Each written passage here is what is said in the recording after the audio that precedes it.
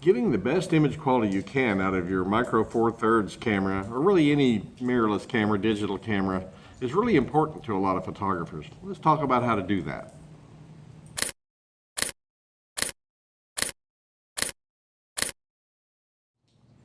Hey, thanks for joining me. You know, when we buy a camera equipment, we really want to get the best performance we can out of it. We've spent a lot of money on it, and you want to be able to go out and get good, sharp, detailed pictures with lots of image quality. And there are some things you can do to make sure you're getting all the image quality you can out of your camera systems, and it's really important for your crop sensor cameras, Micro Four Thirds, APS-C. Perhaps more so maybe than full frame and even different from film. But for your Micro Four Thirds cameras, and that's kind of what I focus on since that's what I use, but this applies to other cameras as well, there are some things you ought to know. Now, I'm going to give you 5 tips on how you can get the best performance out of your equipment. The first 2 are kind of related and somewhat germane, maybe more to the crop sensor cameras, maybe than larger formats. But the other 3 are kind of general knowledge. I think things that a lot of people know, but I think it's really important to reinforce to make sure that you're thinking of these things when you're setting up a shot. Just take advantage of all these things you can use to get the best quality. Now, the first of these is to use the best aperture you can on your lens. If you study lens tests and you look at the resolution test charts and that sort of thing, you'll see that as you stop a lens down, if you start at the widest aperture, as you stop it down, the quality of the image gets better, and then it starts to taper off. And on older film cameras, that was different than it is on today's mirrorless or digital cameras like the Micro Four Thirds. So on an old camera like this old Canon, 1955 Canon, you got your best image quality typically around maybe f8 or f11. So if you stop the lens down 1, maybe to 2 stops from maximum aperture, you start to get rid of some of the spherical and chromatic aberrations, so the image quality improves a bit. A lot of lenses wide open are a little bit soft, especially older lenses. And so you stop down a little bit, the image quality starts to significantly improve, and then as you get to around f8 or f11, and I'm talking about 35 millimeter cameras, medium format and large format cameras, actually you could stop down even more. But somewhere around f8 or f11, you reached what was called diffraction limiting. Diffraction limiting on a lens, that has an aperture that opens and closes. As you stop that lens down and that aperture gets smaller, more of the image starts to diffract around the edges of the hole or the aperture itself. So if we look at this is an old contact lens. You can see the aperture as we stop it down, open it up, right? You can see that. And with it wide open, there's very little light that's diffracting off that aperture in terms of the percentage of the image. But as you stop it down, more and more of that light starts to diffract, or light that goes around the edges of that opening start to get skewed or bent, and it spreads out the image circles, or the little airy discs, I think they're called, or circles of confusion that create the image. And so on Micro Four Thirds with the smaller sensor, and there's a component, and I haven't studied it deeply to understand it completely, but with digital sensors, since they're based on pixels rather than on a continuous analog film, like you get with film, there's a component to that makes this diffraction limiting happen a little quicker. That plus the smaller sensor size. So on a Micro Four Thirds camera, let's say you have a lens that's an f3.5 lens. As you stop it down, it's probably going to have its best image quality somewhere around 1 to 2 stops from maximum aperture. And it doesn't get any better than that. In other words, it's different from the old film cameras where you could stop down to f8 or f11 to get the best image quality. A lot of these cameras, as you stop them down from maximum, like this is an f1.7 lens. When I use this lens, I know that somewhere around f4 is where I'm going to get my best image quality. After f4, diffraction limiting sets in and the image quality starts getting worse. And that, was something I had to kind of relearn from my film days, because, my film cameras, I knew that I could stop a lens down to f8 or f11, get really good image quality. Now, I started trying to do that with a digital camera. I find out that image quality stopped getting better at around f4, maybe 5.6 and 5.6, and after that, I start losing image quality as I stop down. So some of these lenses, you can stop them down to 11, 16, 22, but a lot of those really small apertures, while you get more depth of field, you really suffer in terms of diffraction limiting. Now, one of the good things about Micro Four Thirds is, since the lenses are typically shorter in focal length, you have more inherent depth of field anyway. And so while having more depth of field in some cases is not what people want, and therefore they're looking for fast lenses to have limited depth of field, you even though you can't stop the lens down to f8, f11, whatever, to get more depth of field, the system already has quite a bit of depth of field. So stopping at f4, f5, 6 is okay. And this, again, it's important that you study test results from the lenses that you have. I would say you can go out and test your own lenses, and certainly there's a lot of videos out there on how to do that. You can get the resolution test charts online, and you can set up and shoot your own tests, and there's nothing wrong with doing that. But these days, frankly, you can find test results for just about any lens that you would have, and based on those results, you can decide, okay, this is where my lens, this particular lens, gets its best performance. And on a zoom lens, that performance at different apertures varies depending on what focal length they're at. So you kind of have to keep that in mind and kind of study and know where your lenses perform the best. So if you're like me, you're old enough, you're coming from a film background, you really kind of have to get out of the habit of stopping these lenses down too much if you want to get the best image quality. Diffraction limiting will play a part there.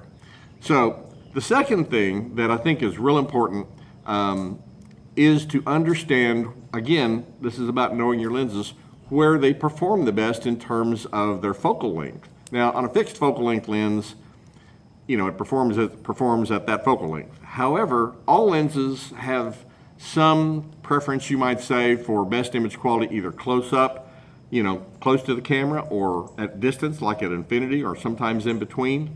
And that's another thing that's kind of important to study and know, that especially on prime lenses, fixed focal length lenses, there's some lenses that just simply perform better up close, but not as great out at infinity, and some do really well at infinity, but suffer up close. And obviously, some lenses like macro lenses are optimized to work at like close distances. But in general with prime lenses, that's probably not as big a factor as the focal length on a zoom. Now, on the various zooms that I have and have used, the one kind of generalization that I'm going to make about these, and this may not always be true, especially on zooms that are like let's say like a 100 to 300 or a 300, 200 to 400, those lenses that are really long, they're like long to longer telephoto zooms. A lot of those are optimized to work at the longest focal length, because that's where you're probably going to need them for like wildlife photography.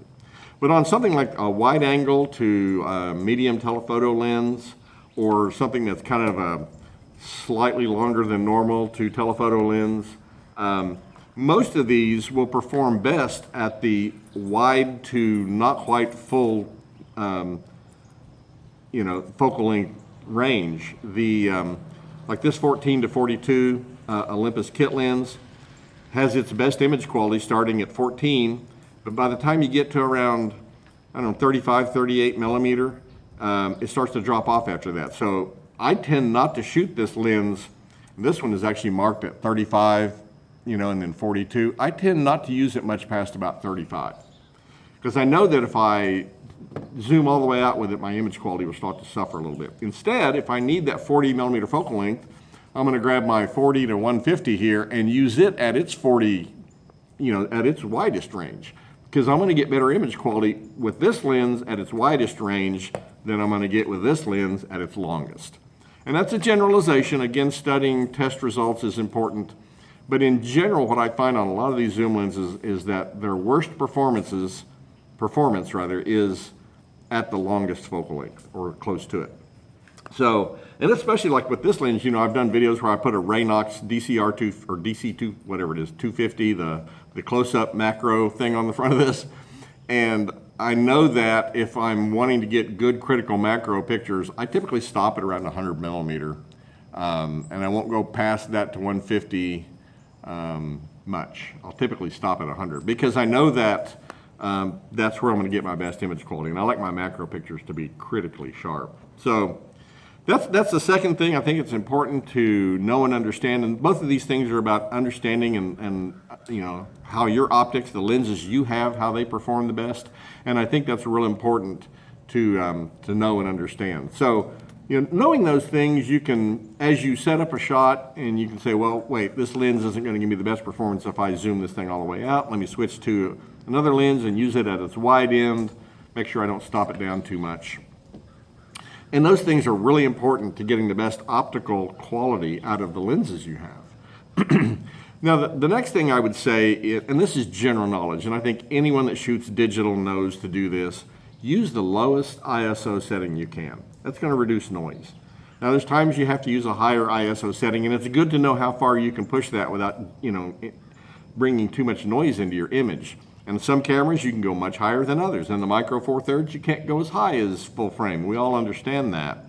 But in any circumstance, if you can use a lower ISO without sacrificing too much shutter speed or aperture, perhaps, you're probably better off doing that. So it's real important to try to, and you have to balance all these things between your exposure settings, your shutter speed, your aperture, and your ISO to find out what's going to be the best combination for the situation you're in. If the light's not very bright, you might have to come up a little bit on ISO so that you at least have a fast enough shutter speed that you can handhold the camera if that's what you're doing.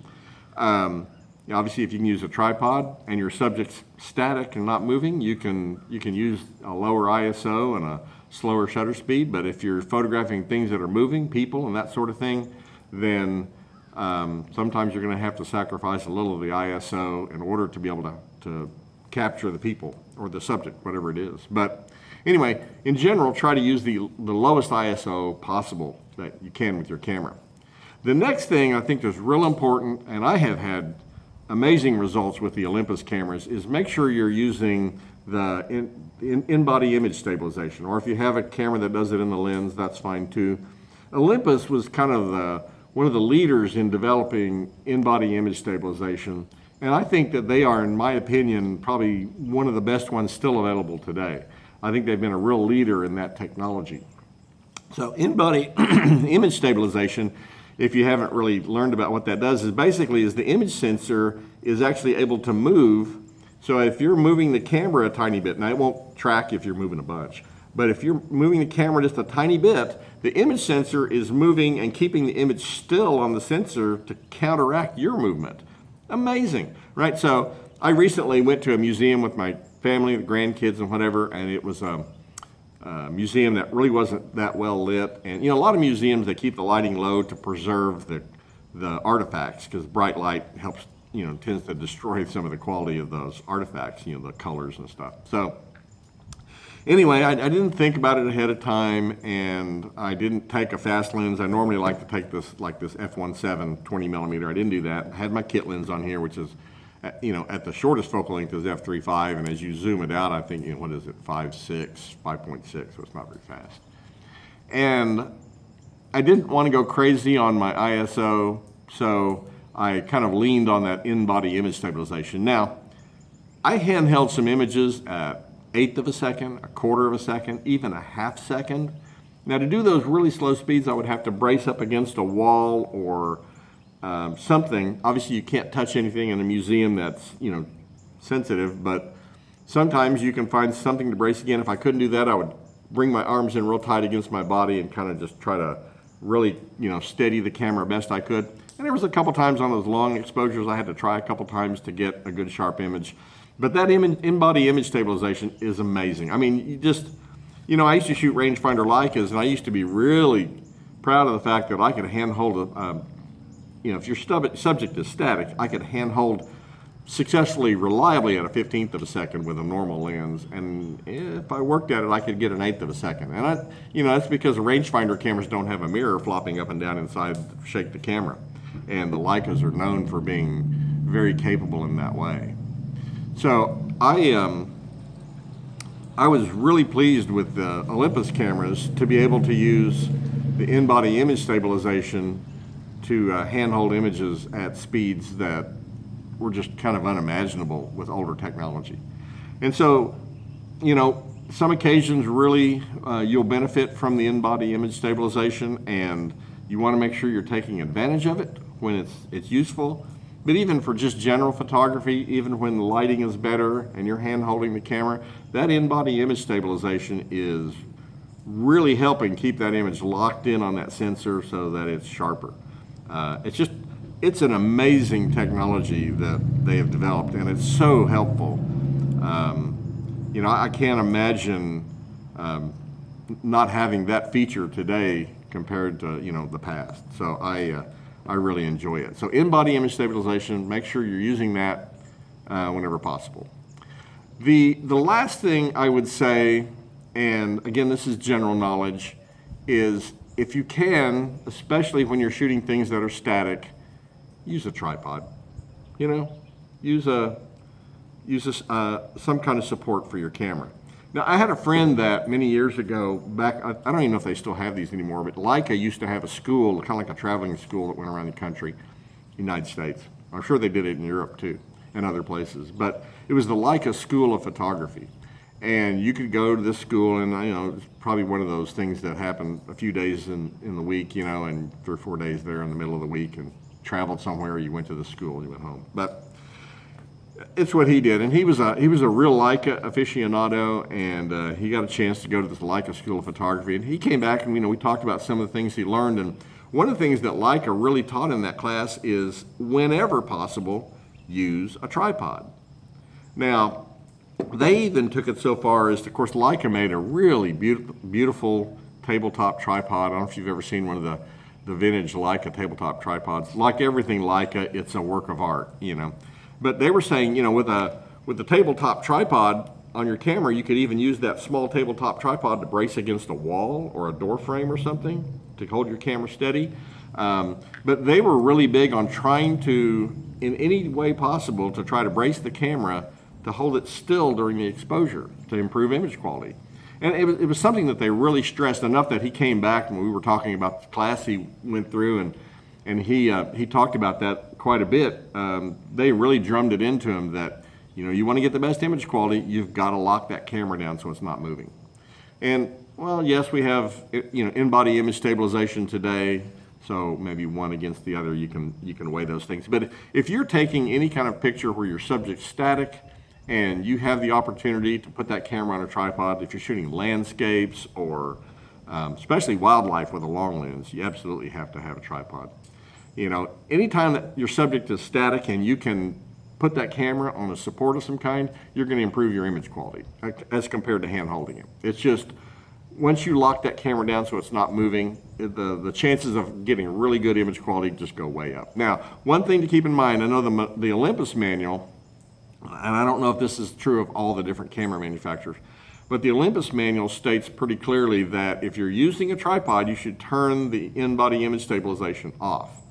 Evidently there is an effect where the in-body image stabilization tries to, even with a tripod there can be minute movements, and the in-body image stabilization trying to counteract those can actually set up some kind of oscillation that can make things worse. And yet I have, especially with long lenses, you know, if you put like a 400 millimeter lens on your camera and you put it on a tripod, this is a pretty lightweight travel tripod. It's an old Gitzo that I bought at a thrift store. But if you have a long lens on there, there can still be some movement, even with a tripod. And so in some cases, I find I leave the image stabilization on, especially with like a long lens, like a 300 or 400 millimeter lens, I'll leave it on. But if I'm shooting something with a wide angle or a normal lens and I'm locked down on a good solid tripod, I'll turn it off. And I do that because the manual said to. I've forgotten to do it a few times. I've never had any problem with something weird happening, but the manual does talk about that. So, you know, read your owner's manual. It'll guide you on that. But in general, try to lock the camera down.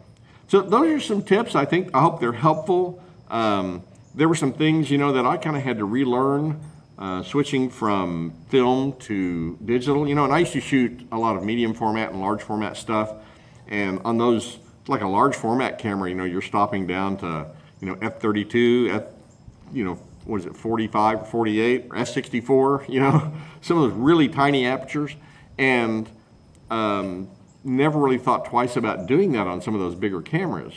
And even on 35 millimeter, stopping down to f8 or f11 was, that's where you're going to get your best image quality. And then I switched to these cameras and I start studying, how to get the best image quality out of these. And I'm like, holy smokes, I can't stop these things down that much. And it felt kind of uncomfortable. I'm so used to stopping a lens down, further than that. I'm like, well, I want the depth of field, but these cameras have lots of depth of field anyway. And then, so those things kind of balance out. But it was kind of important to know and understand some of those limitations. So I hope some of that's been helpful. If you have any thoughts or questions, please don't hesitate to leave me a comment. I'd love to hear from you.